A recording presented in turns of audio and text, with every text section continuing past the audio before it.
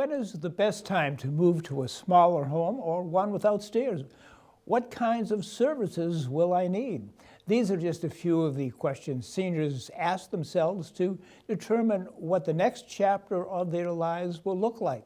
We spoke with a couple of longtime residents about their decision to move out of their houses in Needham and what recommendations they have for fellow seniors considering downsizing, or as some say, rightsizing their accommodations.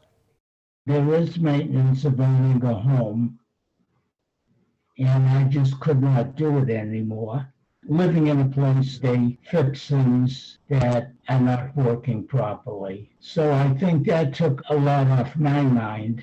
We just wanted to move on to the next phase. We live in one of the cottages, so this was a really nice middle place to be, where we have our own little house, our own front door, and we go over to the community center for lots of activities. But we plan this more for the future but the present we have found out is really pretty great. You're separating yourself from your community that you've lived in for so many years, so many activities that you've partaken in your community, such as the Needham Senior Center. My goodness, it really is a gem. So that, I think I have to say, is a big part of, for me emotionally, is the separation from the town. There was still great concerns about making this move because we did it on the younger end, and were we going to fit in? I think that's a big question for people. And the other is we don't get all our meals with being in the cottage. We get half of our meals, and I always cooked, and to think that I was going to give up. I think Marc said, "Oh, this is a great opportunity. We're going to go and meet people and eat together." And not wash the dishes. And I'm thinking, but you're taking that away from me. So those were things that we had to get used to.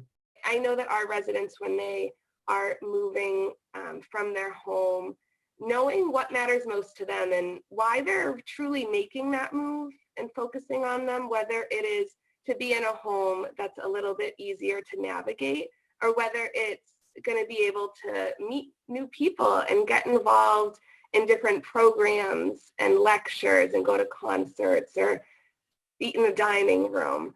You have to focus on those positivities rather than focus so much on the move and leaving that home. Not going far is much easier. We just changed locations, and it's been enhanced by this beautiful place and by the terrific people we've met. And the security of knowing that if anything does happen to one of us, we've got a lot of options for care. Meeting new people has been rather exciting, and you get something in common with most of them. So we've enjoyed that part of the move. To find those things around you in a new place that are really meaningful to you, so that makes the transition much easier. So if you are a potter, you might want to be near a potting studio, or if you like to swim, you might want to be near the beach. But to look for those things that help that transition go well. And it's an easier way to also think to make new friends.